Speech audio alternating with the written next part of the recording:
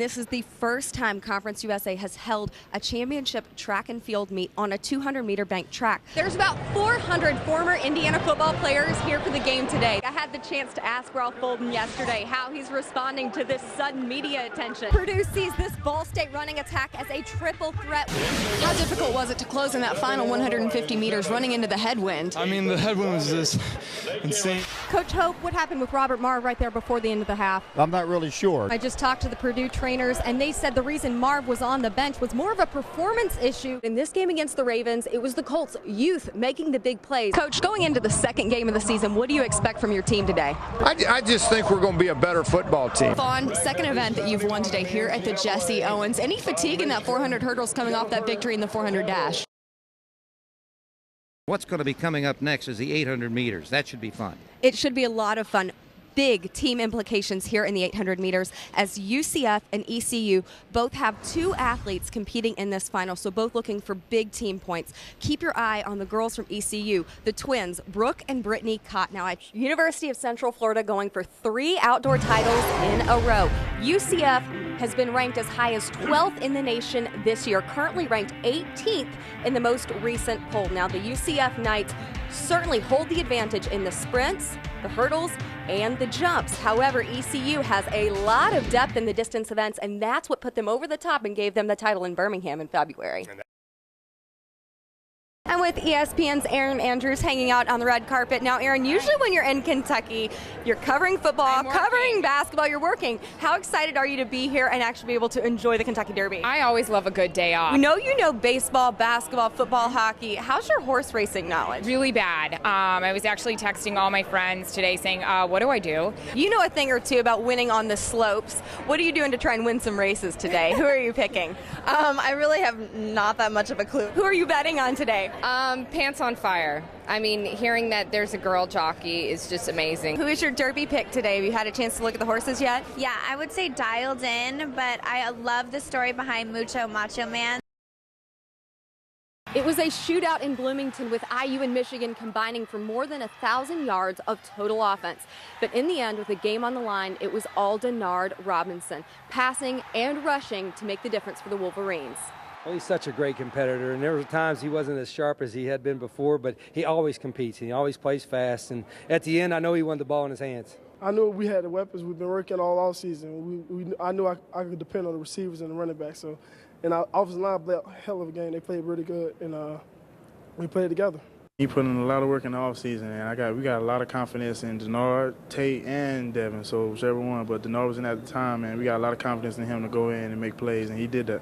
While Coach Rodriguez was pleased with his offensive performance today against IU, he said his defense has a lot of work to do as they look ahead to face an undefeated Michigan State team next week. From Memorial Stadium, I'm Larra Overton. 3 weeks of controversial rest paid off for the Colts as they dominated the Ravens and are now headed to another AFC championship. I think it's just, who wants it more?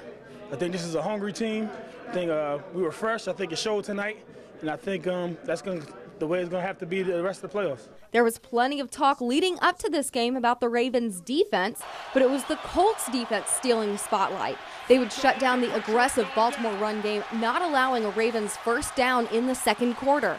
Yeah, don't count that old Colts defense out, man. We still got some ballers over there, and we got a lot of heart, so we'll rise to the occasion whenever we're asked to. And the Colts offense would capitalize. Jim Caldwell showing confidence as the Colts would go for it on fourth down. The gamble paying off as Joseph Adai fought for a crucial first down. The Colts would continue to march down the field with Pierre Garçon and running back Mike Hart picking up yards, setting up the Peyton Manning touchdown to rookie receiver Austin Collie. This second quarter would be a changing point of the game. The Colts would capitalize on a few penalties on the Ravens defense and again make it to the end zone with Manning connecting to Reggie Wayne to close out the first half. The Ravens nearly got a break in the third quarter with an Ed Reed interception off the pass intended for Garçon, but as Reed took it back into Indianapolis territory, Garçon comes back, causing the fumble which Dallas Clark recovers for Indianapolis. The Colts defense would hold strong, not allowing a Baltimore touchdown the entire game, as the Colts prevail 20-3 and are now 2 wins away from a second Lombardi trophy. Often in these playoff situations, the Colts rely on their experience with the guys like Peyton Manning, Jeff Saturday, and Gary Brackett stepping up. But in this game against the Ravens, it was the Colts' youth making the big plays, with Pierre Garçon, Clint Session, Mike Hart, and Austin Collie all being difference makers against the Ravens team. That's what it takes. I mean, that's the way our organization has always been designed, for the next guy to step in. So we definitely get guys work throughout the season, and definitely within practice. So we already knew what guys can do, and it's time to step up. It's not all on the vets. They motivate us, and it's time for us to play. Mike, I mean, he's been doing that all year. I mean, I know a lot of people haven't been seeing him a lot because of me and Donna, but when Mike get his chance, he goes out there and try to make a point, and he did that today. It's been a wonderful opportunity to, be able to contribute and to be able to, work with these guys, and I owe a lot of thanks to Reggie and Dallas and Peyton and Anthony Gonzalez. Even though being hurt, he helped me a lot with just getting the systems down and getting things going. So it's been a blast so far. It's been a dream come true, and I'm just really grateful for those guys and their leadership. There's no limits to what this team can do if we just play our keys and play sound football. That Colts performance over Baltimore doesn't seem to have the Jets team intimidated heading into this weekend. Rookie quarterback Mark Sanchez says despite his inexperience in the playoffs, he has confidence matching up with the league's best quarterbacks. Great quarterbacks have led their teams this far, so it's going to be huge for us. The Indiana State men continue their conference road swing tonight against Missouri State. The Sycamores were looking to bounce back from Saturday's road loss to Northern Iowa.